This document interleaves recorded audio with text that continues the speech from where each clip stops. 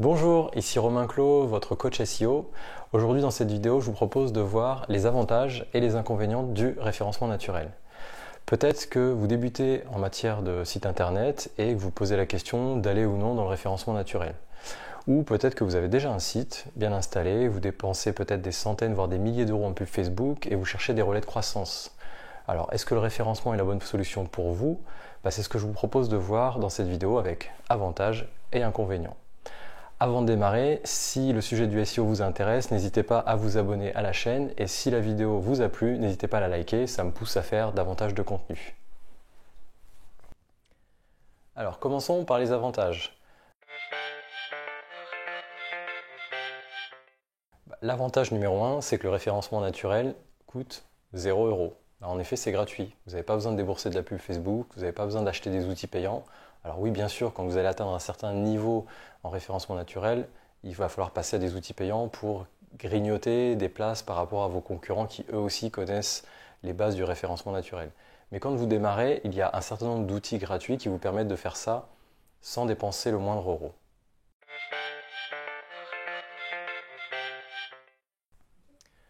Le deuxième avantage, et moi c'est l'avantage que je préfère, c'est que c'est pérenne.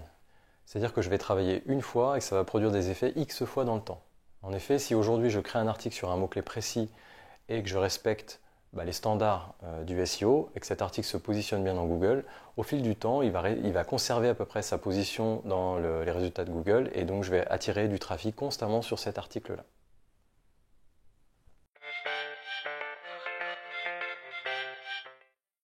Le troisième avantage, c'est que les internautes, dans les résultats de recherche de Google, vont privilégier, dans plus de 90% des cas, les résultats organiques plutôt que les résultats payants. En effet, quand vous faites une recherche dans Google, souvent les 2-3 premiers résultats sont des publicités. Et ça, aujourd'hui, les internautes le savent et passent directement aux résultats organiques qui arrivent juste après les publicités. D'où l'intérêt de positionner vos articles en référencement organique et non pas de débourser des centaines d'euros en publicité, AdWords, Facebook et autres.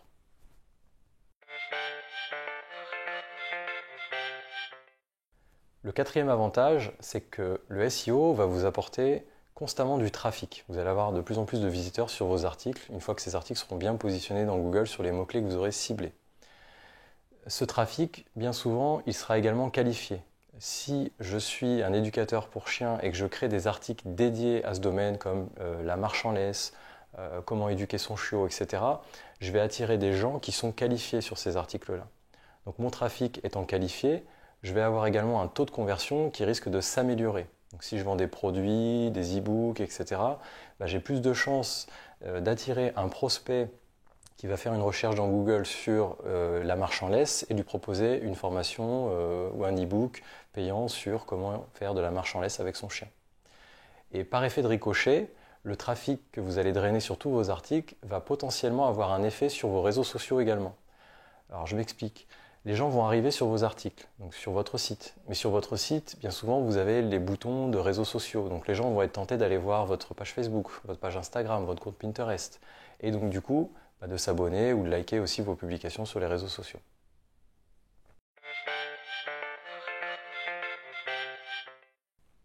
Le cinquième avantage, c'est que ça va renforcer votre crédibilité sur Internet.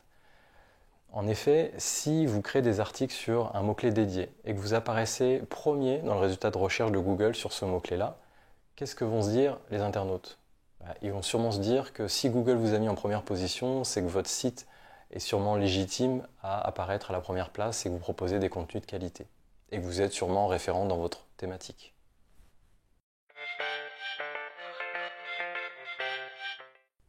Le dernier avantage, c'est que tout ça, c'est un cercle vertueux. Alors je m'explique. Vous allez, grâce ou à cause du référencement naturel, devoir produire des contenus qualitatifs. Ces contenus qualitatifs sur la toile, peut-être que d'autres personnes dans votre domaine ou dans des domaines connexes vont se dire que l'article que vous avez créé sur ce sujet-là, il est référent et du coup vont faire un lien depuis leur site vers le vôtre, ce qu'on appelle un backlink. Si vous avez un maximum de backlinks comme ça, Google va se dire que votre autorité dans votre domaine est en pleine expansion. Du coup, Google va être tenté de booster également votre trafic organique. Donc en fait, c'est un cercle vertueux. Vous allez créer plein de contenus qualitatifs, d'autres sites vont faire des backlinks vers votre site parce que vous faites référence et vous proposez des contenus de qualité. Et du coup, tout ça, ça donne des indicateurs à Google pour booster votre référencement naturel. Voilà pour les avantages. N'hésitez pas à me dire en commentaire si j'en ai oublié, si vous pensez à d'autres avantages, et je vous propose maintenant de passer aux inconvénients.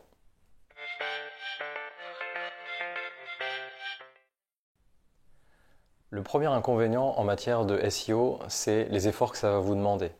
Contrairement à une pub Facebook qui est immédiate, vous mettez du budget et dans l'heure, vous avez déjà du trafic qui arrive sur votre page. Le référencement naturel va vous demander de produire des articles de qualité. Alors des articles de qualité, ça va être plusieurs centaines, voire milliers de mots en fonction des thématiques sur lesquelles vous êtes. Ça va vous demander de respecter les bonnes pratiques et d'avoir un certain nombre de rigueur. Donc c'est vraiment quelque chose qui peut être décourageant quand on se lance dans le SEO, mais ne vous découragez pas, ça demande du temps, mais les résultats sont à la clé.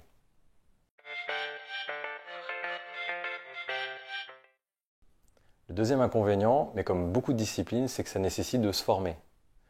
Alors je ne vous dis pas ça parce que moi aussi je suis coach SEO, mais tous ceux qui réussissent en matière de référencement naturel, à un moment ou à un autre, vont se former.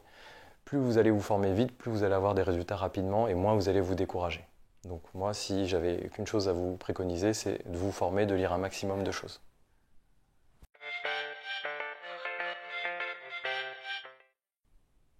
Le troisième inconvénient, qui n'en est pas vraiment un, c'est que c'est simple, mais ce n'est pas facile. Ça demande de la rigueur, de la persévérance, ça demande, comme je le disais précédemment, de se former et d'appliquer un certain nombre de règles. Il faut éviter un certain nombre d'erreurs, et d'ailleurs je vous renvoie à la vidéo les 7 erreurs qui plombent peut-être votre référencement naturel. Mais du coup, il faut absolument être persévérant quand on se met à faire du référencement naturel. Il ne faut pas se dire que c'est très technique, que ce n'est pas à la portée de tout le monde. C'est quand même assez basique, il faut juste appliquer comme dans n'importe quel domaine.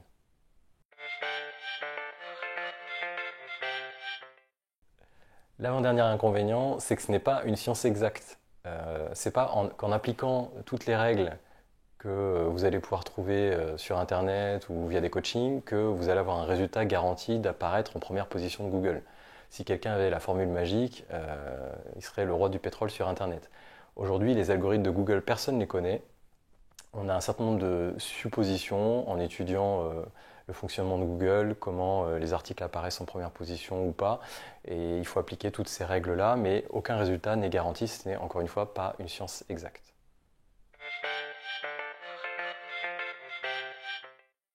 Enfin, le dernier inconvénient, et non des moindres, et qui recale un certain nombre de candidats à faire du référencement naturel, c'est le temps que ça va prendre. C'est-à-dire que les résultats ne vont jamais être immédiats. Quand vous faites une pub Facebook, encore une fois, c'est immédiat. Vous créez votre pub, vous mettez un budget, vous dites go à Facebook, Facebook étudie votre publicité et elle est partie, elle est sur le web. Quand vous faites du référencement naturel, vous créez votre article, vous le publiez et il se passe généralement plusieurs semaines, voire mois, avant que vous ayez les premiers résultats. Donc c'est quelque chose qui va demander de la persévérance. Il va falloir aller au charbon continuellement, être rigoureux, et vous allez voir que dans le temps, ça finira par payer et vous verrez que vous ne serez pas du tout déçu des résultats.